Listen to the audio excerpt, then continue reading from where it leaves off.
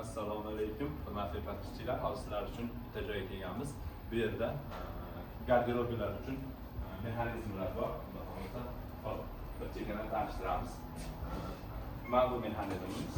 Mana joyda ekonom qilish maqsadida pastga og'ir narsalar, mayda narsalarni joylaysiz, kiyimlaringizni yushimkaga ilasiz, qo'yib yuborasiz, o'zi chiqib ketaveradi. Bularda kilogrammi bor, qanchalik kilogrammgacha ruxsati bor. Xo'p, undan tashqari bu yerda yana shunaqa mexanizmlar bor. Bu yerda galstuklar, soatlar va mayda narsalar uchun mana bunaqa mexanizmlarimiz shimlar uchun shimlar ilinadi yoki ayollarimiz uchun sharflar, ro'mollar, shunga o'xshash narsalar. Bu yerda mana oyoq kiyim uchun polkalar, oyoq kiyim uchun yana ajoyib yechim. Ko'rsatmasak bo'lmaydi. Aylanadi. Bu tomoniga joylashtirsangiz ham bo'ladi, aylanadi. Bu tomoniga joylashtirsangiz ham bo'ladi. Kerakli tomondan olib nima qilasizlar.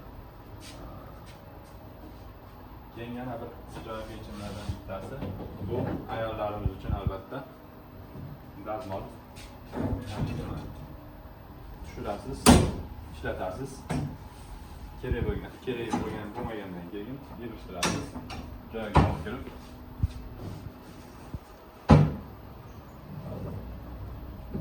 qo'yib qo'yasiz. Hop, yana bularni razmerlari, masalan, bu 60 santimetrligi, bunisi 1 metrligi olib qo'yiladigan. Va yana shunga o'xshash, masalan, bu narsalar uchun, kiyimlar uchun, boshqa bir hammasi bitta joyga tushadigan kiyimlar uchun yoki moykaga boradigan kiyimlar uchun.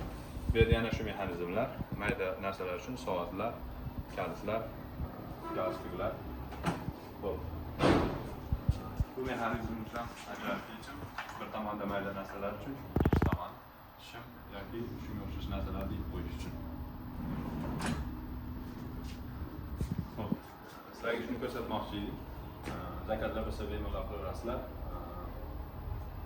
Sifatli, chiroyli, iloji bor sizlarni rozi qilish uchun tayyorlaymiz mebellarimizni. E'tiborlaringizga rahmat.